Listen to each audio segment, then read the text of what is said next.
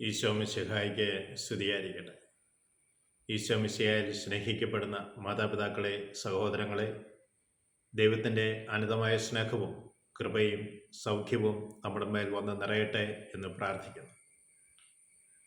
2 രാജാക്കന്മാരുടെ പുസ്തകം 4-ാം അധ്യായം 42 മുതൽ 44 വരെയുള്ള തിരുവചന ഭാഗങ്ങളിലൂടെ കടന്നു പോകുമ്പോൾ ഏലീഷായും ഭൃത്യനും പ്രവാചക ഗണങ്ങളും ഒന്നിച്ചിരിക്കുമ്പോൾ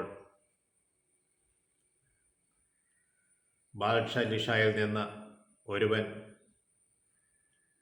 ആദ്യ ഫലങ്ങൾ കൊണ്ടുണ്ടാക്കിയ കുറേ അപ്പവും 20 ബാർലി അപ്പവും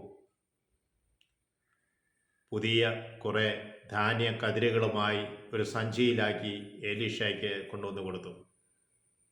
ഏലീഷ പറഞ്ഞു, ഇത് ഇവർക്ക് കൊടുക്കുക, ഇവർ ഭക്ഷിക്കട്ടെ. ഭൃത്യൻ പറഞ്ഞു, ഞാൻ ഈ 100 പേർക്ക് ഇത് എങ്ങനെ വിളമ്പും? എലീഷ വീണ്ടും പറഞ്ഞു, അവർക്ക് കൊടുക്കുക, അവർ ഭക്ഷിക്കട്ടെ. കർത്താവ് അരുളി ചെയ്യുന്നു, അവർ ഭക്ഷിക്കുകയും മിച്ചം വയ്ക്കുകയും ചെയ്യും. ഭൃത്യൻ വിളമ്പി, അവർ ഭക്ഷിച്ചു, എന്നാൽ ബാക്കി വരികയും ചെയ്തു. ദൈവത്തിൻ്റെ പ്രവാചകനിലൂടെ ദൈവം അരുളി ചെയ്യുന്നത് നിവൃത്തിയാവുകയും. പുതിയ നിയമത്തിൽ ഈശോ 5 അപ്പം കൊണ്ട് 5000 പേരെ തീറ്റിപ്പോറ്റുന്ന സംഭവം നമ്മൾക്കറിയാം. പഴയ നിയമ കാലഘട്ടങ്ങളിൽ ദൈവത്തിൻ്റെ പ്രവാചകനായ ഏലീഷയിലൂടെ ഏലീഷയ്ക്ക് കിട്ടിയ അപ്പം